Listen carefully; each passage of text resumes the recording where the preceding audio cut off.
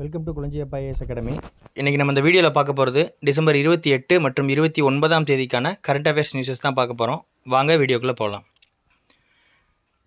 First news பார்த்தோம் அப்படின்னா, அதாவது தமிழ்நாட்டில் சுய ஆட்சி அமைப்புகள், அதாவது கிராமங்களில் வந்து எப்படி வந்து அவங்களாவே ஆட்சி அமைப்புகள் நடத்தியிருக்காங்க அப்படிங்கிறத பற்றி ஒரு ஆய்வு அறிக்கை தான் வெளியிட்டிருக்காங்க. ஸோ மோஸ்ட்லி வந்து இந்த வீடியோவில் பற்றி பார்த்தோம் அப்படின்னா, அதாவது கொஸ்டின் அண்ட் ஆன்சர் அந்த மாதிரி இருக்காது. மோஸ்ட்லி ஒரு டாபிக், அந்த டாபிக் கீழே அதில் இருக்கக்கூடிய முக்கியமான கண்டென்ட் அந்த மாதிரி தான் வந்து நம்ம பார்ப்போம். ஸோ ஃபஸ்ட்டு இந்த இதை பார்த்தோம் அப்படின்னா, அதாவது குன்றத்தூர் மற்றும் உள்ளாவூர் அப்படிங்கிற ஒரு தமிழ்நாட்டோட வடக்கு பகுதிகள், அந்த வடக்கு பகுதிகளில் இருக்கக்கூடிய கொள்கை ஆய்வுகள் மையம் அப்படின்னு ஒரு லாப நோக்கமற்ற ஆராய்ச்சி நிறுவனம் வந்து இந்த ஆய்வு மையம் வந்து வெளியிட்டிருக்காங்க ஆய்வுகளை. அவங்க என்ன சொல்கிறாங்க அப்படின்னா, ஆங்கிலேயர்களோட வரைக்கும் முன்னாடி கிராமங்களில் இருந்த சுயாட்சி நிர்வாக அமைப்புகள் எப்படி வந்து நமக்கு தெரியும், குடவோலை முறைப்படி ஆங்கிலேயர் வர்றதுக்கு முன்னாடி சவுத் இந்தியாவில் வந்து சோழர்களாக இருக்கட்டும், இவங்க பாண்டியர்களாக இருக்கட்டும், குடவோலை முறைப்படி தேர்ந்தெடுத்து கிராமங்களில் வந்து ஒருத்தர் வந்து ஆட்சி பண்ணிகிட்டு இருந்தாங்கன்றது படிச்சிருக்கோம் நம்ம. ஸோ இது பார்த்தோம் அப்படின்னா, இந்த ஆய்வுங்கிறது பார்த்தோம் அப்படின்னா 1767 மற்றும் 1774 இந்த 7 வருஷத்துக்கு இடைப்பட்ட காலத்தில் செங்கல்பட்டு ஜாகீர் அப்படிங்கிறதும் நம்ம வந்து ஹிஸ்ட்ரியில் படிச்சிருக்கோம். அதுக்கு இடைப்பட்ட 2000 இடங்களில் ஒரு ஆங்கிலேய இராணுவ அதிகாரியான தாமஸ் பர்னட் அவர் நடத்தின ஆய்வை பேஸ் பண்ணி இப்போ இந்த நிறுவனம் வந்து வெளியிட்டிருக்காங்க. அவங்க என்ன சொல்கிறாங்க அப்படின்னா, அதாவது குன்றத்தூரில் இருந்து சோழர்கள் பீரியட்லேருந்து முகலாயர்கள் பீரியட் வரைக்குமே வந்து 55 கல்வெட்டுகள் வந்து கிடச்சிருக்கு. அது வந்து அந்த கிராமங்களோட வரலாற்றை எடுத்துரைக்குது அப்படின்னு சொல்கிறாங்க. அப்போது வந்து அந்த ரிப்போர்ட்டில் சொல்லப்படுறது என்னென்னா, அந்த டைமில் வந்து ஒரு தனி நபருக்கு எடுத்துக்கிட்டோம் அப்படின்னா 1 டன் அளவுக்கு வந்து உற்பத்தி அளவுக்கு வந்து தானியங்களோட உற்பத்தி நம்ம பண்ணிகிட்ருக்கோம். அதாவது இப்போ பண்ணக்கூடிய அளவை விட 5 மடங்கு அப்போ வந்து அதிகபட்சமான உற்பத்தி இருந்தது அப்படிங்கிறத பற்றி சொல்கிறாங்க. இப்போ இதில் பார்த்துட்டோம் அப்படின்னா, கொஸ்டின் கேட்குறதுக்கு என்ன வாய்ப்பு இருக்குன்னா, அந்த 2 கிராமங்கள் வந்து ஏதாவது ஒரு ஊரை பற்றி கேட்கலாம். குன்றத்தூர் அல்லது உள்ளாவூர், எந்த 2 அமைப்புகளில் வந்து சுயாட்சி அமைப்புகள் பற்றி ஆய்வுகள் மேற்கொள்ளப்பட்டது அல்லது அறிக்கை வெளியிடப்பட்டதுன்னு வேணால் கேட்கலாம். குன்றத்தூர் அல்லது உள்ளாவூர் இதை பார்த்துக்கிட்டோம் அப்படின்னா, இல்லை அப்படின்னா தாமஸ் பர்னட் அப்படிங்கிறவரை பற்றி கேட்கலாம். அடுத்து பார்த்தோம் அப்படின்னா, தென்கொரியா அதிக வயதான சமூகம். அதாவது இப்போ வந்து உலகிலே வந்து மிக அதிக உடையவர்களை வந்து கொண்டிருக்க சமூகமாக வந்து தென்கொரியா வந்து மாறியிருக்காங்க. அதாவது அவங்கள வந்து 5ல் 1 பங்கு, அதாவது 20% மக்கள் வந்து 65 வயசு அதுக்கும் மேற்பட்டவங்களாக இருக்கிறாங்க. இப்போ வந்து தென்கொரியாவில் மொத்தம் வந்து 51 மில்லியன், அதாவது 5 கோடியே 10 லட்சம் அந்த மாதிரி வந்து வைக்கக்கூடிய மக்கள் தொகையில் 20%, 10 கோடியே 24 லட்சம் அல்லது 10.24 மில்லியன் அல்லது 1 கோடி வந்து மக்கள் வந்து யாரம்மா 65 வயசு அதுக்கு மேற்பட்டவங்களாக இருக்காங்க. அப்போது இந்த எண்ணிக்கையில் இருக்கிறதுனால அதிக வயதான சமூகமாக வந்து தென்கொரியா வந்து மாறுறாங்க. அதில் வந்து பெண்களோட எண்ணிக்கை 22%, ஆண்களோட எண்ணிக்கை 18%. மோஸ்ட்லி இந்த இது கேட்க மாட்டாங்க. பட் வந்து இதில் பார்த்தோம் அப்படின்னா, மிக அதிக வயது உடையவர்களை கொண்ட நாடு எது அப்படின்னு கேட்டால் அது தென்கொரியா. எத்தனை சதவீதம்னு கேட்டால் 20%. அடுத்து பார்த்தோம் அப்படின்னா, பிரம்மபுத்திரா மீது வந்து சீனா வந்து ஒரு அணை கட்ட போகிறாங்க. அதாவது ஒரு $137 பில்லியன் செலவில் வந்து வேர்ல்டிலே பெரிய அணை வந்து ஒன்று கட்ட போகிறாங்க. ஸோ இதை பார்த்தோம் அப்படின்னா, பிரம்மபுத்திரா நதிக்கு திபெத்தில் என்ன பேருன்னா நமக்கு தெரியும், சாங்போ நதின்னு சொல்லுவோம். முழுசாக சொல்லணும் யார்லுங் சாங்போ. அப்போ அந்த நதியோட கீழ் மட்டத்தில் தான் இந்த அணையை அவங்க கட்ட போகிறாங்க. ஆல்ரெடி வந்து பார்த்தோம் அப்படின்னா $1.5 பில்லியன் அளவில் வந்து ஜாம் நீர்மின் நிலையம்ங்கிறத வந்து ஆல்ரெடி வந்து திபெத்தில் வந்து சீனா ஏற்படுத்தியிருந்தாங்க. ஸோ மறுபடியும் இந்த மிகப்பெரிய அணை கட்டுறது மூலியமாகவும் இதுலேயும் வந்து ஒரு நீர்மின் நிலையம் வந்து பிற்காலத்தில் ஏற்படுத்துவாங்க. இதில் வந்து முக்கியமாக பார்த்தோம் அப்படின்னா, இப்போ வந்து உங்களுக்கு வந்து கமெண்ட் செக்ஷனில் வந்து உலகத்திலே மிகப்பெரிய அணை எது அப்படிங்கிறதையும், ஏஷியாவிலே மிகப்பெரிய அணை எது அப்படிங்கிறதையும் நீங்கள் கமெண்ட் செக்ஷனில் மறக்காமல் சொல்லுங்கள்.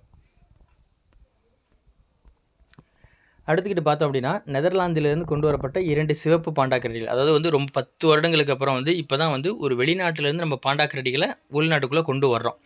அப்போது கிறிஸ்மஸ் டைம் இருக்கு இல்லைங்களா, அந்த டைமில் இருந்து ரோட்டர்டாம், அதாவது நெதர்லாந்தில் இருந்து நம்ம டார்ஜிலிங் உயிரியல் பூங்கா, டார்ஜிலிங் எங்கே இருக்குன்னா நமக்கு தெரியும். ஸோ டார்ஜிலிங் உயிரியல் பூங்காவிற்கு 2 சிவப்பு பாண்டாக்கரடிகளை கொண்டு வர்றாங்க. ஒன்று வந்து பத்மஜா நாயுடு இமாலயா உயிரியல் பூங்கா அப்படிங்கிறது அந்த பூங்காவோட பேர். அந்த 2 பாண்டாக்கரடி பேர் என்ன வச்சுருக்காங்கன்னா விஷால் அண்ட் கோஷி. நேம் நமக்கு முக்கியம் இல்லை, எந்த உயிரியல் பூங்கான்னு கேட்டால் அது டார்ஜிலிங். சரிங்களா?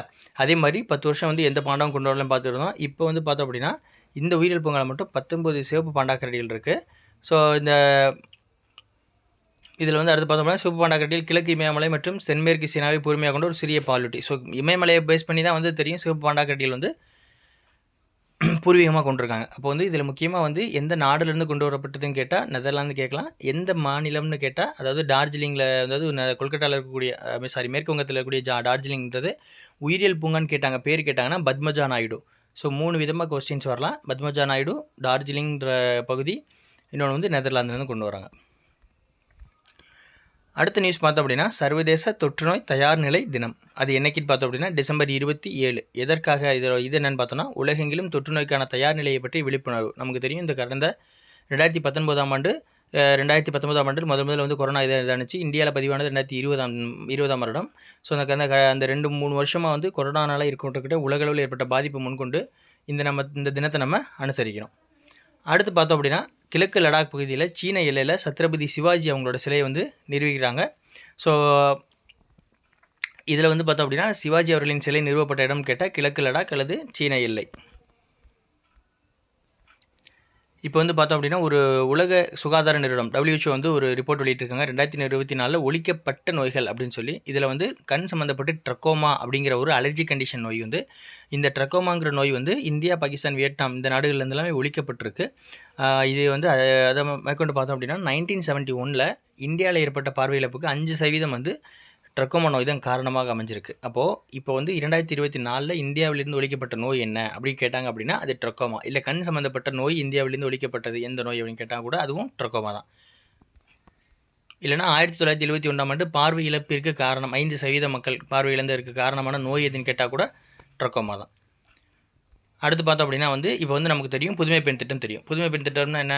ஸோ அதாவது 6வதுலேருந்து 12வது வரைக்கும் அரசு பள்ளியில் படிக்கக்கூடிய மாணவிகளுக்கு உயர்கல்வி படிக்கிறதுக்கு அவங்களுக்கு உதவி பண்ணுறதுக்காக அவங்களோட அக்கௌண்ட்டில் மாதம் 1000 ரூபாய் வந்து அரசாங்கம் கொடுக்கும். இப்போ அந்த திட்டத்தை என்ன பண்ணியிருக்காங்க அப்படின்னா அரசு உதவி பெறும் பள்ளிகள் அப்படின்னும் எக்ஸ்டெண்ட் பண்ணியிருக்காங்க. அப்போ ஆல்ரெடி கவர்மெண்ட் ஸ்கூலில் படித்தா உங்களுக்கு கிடைக்கும். இப்போ கவர்மெண்ட் எய்டட் ஸ்கூலில் படித்தா கூட உங்களுக்கு அந்த ஸ்கீம் கிடைக்கிற மாதிரி இதை வந்து எக்ஸ்டெண்ட் பண்ணியிருக்காங்க. அதாவது செப்டம்பர் 5, 2022 தான் வந்து ஃபஸ்ட்டு இந்த ஸ்கீம் தொடங்கப்பட்டுச்சு. இப்போ வந்து தூத்துக்குடியில் வந்து இந்த திட்டத்தை வந்து விரிவுபடுத்தியிருக்காங்க 2024 2 வருடங்கள் கழித்து. அப்போது இதே மாதிரி மாதம் 1000 ரூபாய் பெண்களுக்கு கிடைக்கிது. அதே மாதிரி பசங்களுக்குமே மாணவர்களுக்குமே வந்து உயர்கல்வியில் படிக்கக்கூடியதுக்கு வந்து மாதம் 1000 ரூபாய் கிடைக்கிற மாதிரியான திட்டங்கள் இருக்குது. ஸோ அது மட்டும் இல்லாமல் தூத்துக்குடியில் டைடல் பூங்காவையுமே தொடங்கியிருக்காங்க. இப்போ முக்கியமான வந்து பார்த்தோம் அப்படின்னா அப்போது புதுமை பெண் திட்டம் விரிவாக்கம் நடந்த இடம் அல்லது எந்த மாவட்டத்தில் விரிவாக்க திட்டம் தொடங்கப்பட்டதுன்னு கேட்டோம்னா அது தூத்துக்குடி. அடுத்து ஒரு மிலிட்ரி எக்ஸசைஸ் பார்த்தோம் அப்படின்னா அதாவது நேபாளுக்கும் இந்தியாவுக்கும் இடையில் நடக்கக்கூடிய ஒரு ஜாயின்ட் மிலிட்ரி எக்ஸசைஸ். இது பேர் என்னென்னு பார்த்தோம் அப்படின்னா சூர்யா கிரண். எங்கே நடந்ததுன்னா நேபாளில் தான் நடந்தது. ஸோ ஜல் ஹிந்தி அப்படிங்கிற ஒரு இடம். அதாவது இது வந்து பைலேட்ரல் தான், ஆனுவலாக வந்து அதாவது இப்போ வந்து இந்த வருஷம் வந்து நேபாளில் நடந்திருக்கா, அப்போ நெக்ஸ்ட் இயர் வந்து இந்தியாவில் நடக்கும். இந்த மாதிரி ஆனுவல் வந்து ஆல்டர்னேட்டிவாக நடக்கக்கூடியதாக ஒன்று இருக்குது. ஸோ இதுலேருந்து இந்தியாவோட ஆர்மியோட வந்து பெட்டாலியன் வந்து 11th கோர்க்கா ரைஃபிள்ஸ் அப்படிங்கிற ஒரு பிரிவு தான் வந்து பெட்டாலியன் தான் வந்து இதில் வந்து கலந்துக்க போகிறாங்க. ஸோ இதில் வந்து முக்கியமாக என்ன சொல்கிறாங்கன்னா ஜங்கிள் வார்ஃபேர், அதாவது காடுகளில் நடக்கக்கூடிய போராட்டங்கள் and counter terrorism operation in mountain region, அதாவது அதே மாதிரி மலைப்பகுதிகளை நம்ம வந்து எப்படி திரும்ப அட்டாக் பண்ணலாம் அப்படிங்கிறதும். ஸோ வந்து டிசாஸ்டர் ரிலீஃப், அதாவது பேரிடர்கள்லேருந்து எப்படி வந்து மக்களை நம்ம ரிலீஃப் பண்ண போகிறோம், பாதுகாக்க போகிறோம் அப்படிங்கிறதையுமே வந்து யுனைடெட் நேஷன்ஸோடு சேர்ந்து இதை பண்ணுறாங்க. ஸோ முக்கியமாக வந்து நமக்கு தெரியும் நம்மளோட வந்து தலைமை தளபதியாக இருக்கக்கூடிய ஜென்ரல் உபேந்திர திவேதி அவங்க வந்து என்ன பண்ணியிருக்காங்கன்னா நேபாள் போயிருக்காங்க. So while general Ashok Raj Sigdel chief of Nepal's army தெரியும் நமக்கு. ஸோ அவங்களுக்கு ரீசெண்டாக நம்ம கூட வந்து நம்ம நாட்டோட உயரிய விருது கொடுத்தோம். So these interactions encourage mutual understanding and collaboration. So இப்போ வந்து சூர்யா கிரண் அப்படிங்கிறது எந்த நாட்டுடன் தொடர்புடைய மிலிட்ரி எக்ஸசைஸ்ன்னு கேட்டால் ஒன்று நேபாள். ஸோ இந்த தடவை சூர்யா கிரண் எங்கே நடந்ததுன்னு கேட்டால் கூட அதுவும் நேபாள் தான். ஸோ இதில் பங்கேற்ற படை எந்த படைன்னு கேட்டால் 11th கோர்க்கா ரைஃபிள்ஸு. ஸோ அதுக்கப்புறம் வந்து முக்கியமாக வந்து இதில் வேறு கேட்குறதுக்கு வாய்ப்புகள் என்ன அப்படின்னா சூர்யா கிரண் அப்படிங்கிறது எந்த நாட்டோடன்னு கேட்டால் கூட நேபாள் தான். அடுத்து பார்த்தோம் அப்படின்னா ஜல் சக்தி கர்ஹர் ஜல், அதாவது பஞ்சாப் வந்து ஃபஸ்ட் டைம் வந்து அவங்களோட ரூரல் ஏரியாஸ்லேயே 100% பைப்டு வாட்டர் சப்ளை கொடுத்ததுக்காக வந்து அச்சீவ் பண்ணியிருக்காங்க அவங்க. ஸோ இது மூலியம் வந்து வாட்டரோட குவாலிட்டி அண்ட் வாட்டரான ஸ்கேர்சிட்டி அதற்கான அதாவது தண்ணீர் பிரச்சனைகள் சொல்லுவாங்க, தண்ணீர் தட்டுப்பாடு அது வந்து அட்ரஸ் பண்ணப்படுது.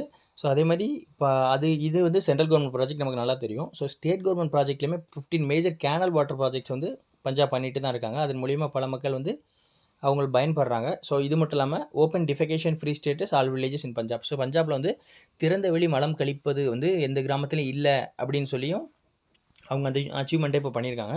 ஸோ இது வந்து ஸ்வச் பாரத் மிஷன் கீழே வரக்கூடியது. அப்போ வந்து ரீசெண்டாக வந்து சமீபத்தில் வந்து எந்த மாநிலம் வந்து அதன் கிராமப்புற பகுதிகளில் 100% பைப் வாட்டர் சப்ளை, அதாவது நீர் வந்து வீடுகளுக்கு கொண்டு செல்லும் நீர் இணைப்பு திட்டம் வந்து நிறைவேற்றிருக்கிறதுனா அது பஞ்சாப். அதே மாதிரி திறந்த வெளியில் மலம் கழிப்பதுலேயுமே வந்து 100% அடைஞ்சிருக்காங்க அப்படின்னா அதுவும் பஞ்சாப் தான்.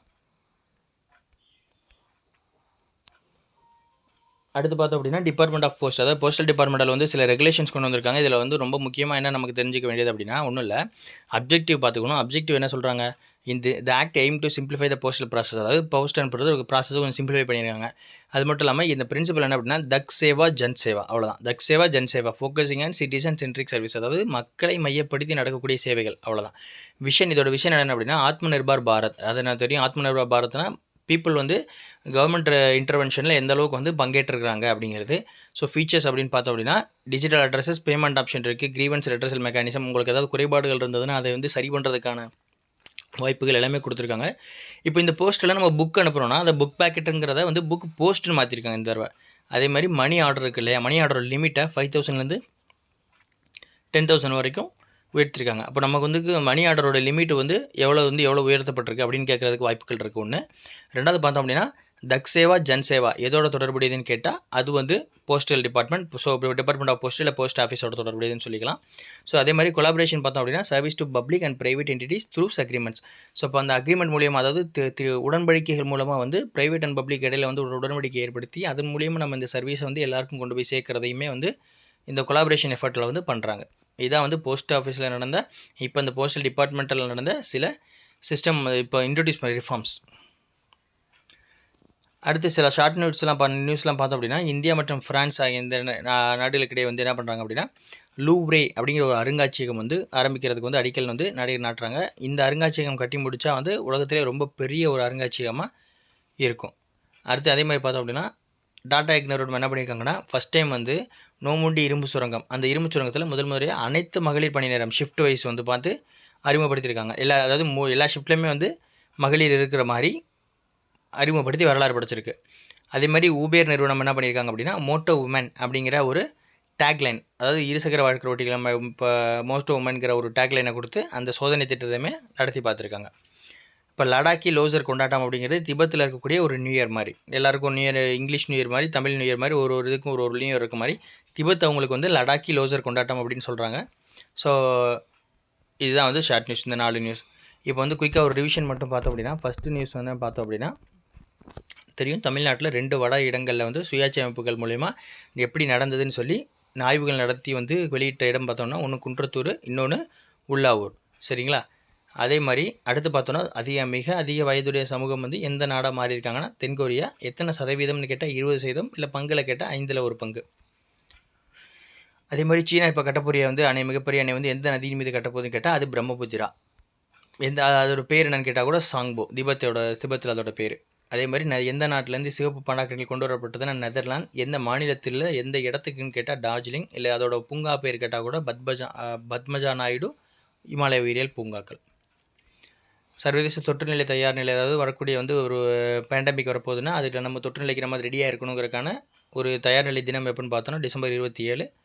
அதே மாதிரி சத்ரபதி சிவாஜி அவங்களோட சிலை நிறுவப்பட்ட இடம் எதுன்னு கேட்டாங்க அப்படின்னா கிழக்கு லடாக்னு கூட சொன்னால் கூட ஆப்ஷன் வந்து கிழக்கு லடாக் மோஸ்ட்லி இருக்காது, லடாக்னு கூட சொல்லலாம். ஏன்னா லடாக் வந்து இப்போதைக்கு இந்த யூனியன் டெரிட்டரியாக மாதிரி இருக்கு இல்லையா. ஸோ நமக்கு வந்து ஆப்ஷன் வந்து லடாக்கு அல்லது காஷ்மீர், டெல்லி, பாண்டிச்சேரி இந்த மாதிரி என்ன வேணால் கொடுக்கலாம். ஸோ 2024 வந்து ஒழிக்கப்பட்ட நோய் பட்டியலில் வந்து இந்தியாவிலேருந்து என்ன நோய் ஒழிக்கப்பட்டிருக்குன்னா ட்ரக்கோமா அப்படிங்கிறது. ஸோ 1971 5% பேர் பார்வை இழப்புக்கு காரணமாக இருந்த நோயும் இந்த நோய் தான். அதே மாதிரி இந்த புதுமை பெண் விரிவு திட்டம் அப்படிங்கிறது எங்கே ஆரம்பிக்கப்பட்டதுன்னா தூத்துக்குடி. என்ன விரிவு பண்ணியிருக்காங்க, அரசு உதவி பெறும் பள்ளிகளுக்கும் இந்த திட்டத்தை விரிவுபடுத்தியிருக்காங்க. அல்லது புதுமை பெண் திட்டம் எப்போ ஆரம்பிக்கப்பட்டுச்சுன்னா செப்டம்பர் 5, 2022 அப்படிங்கிறத ஞாபகம் வச்சுக்கணும்.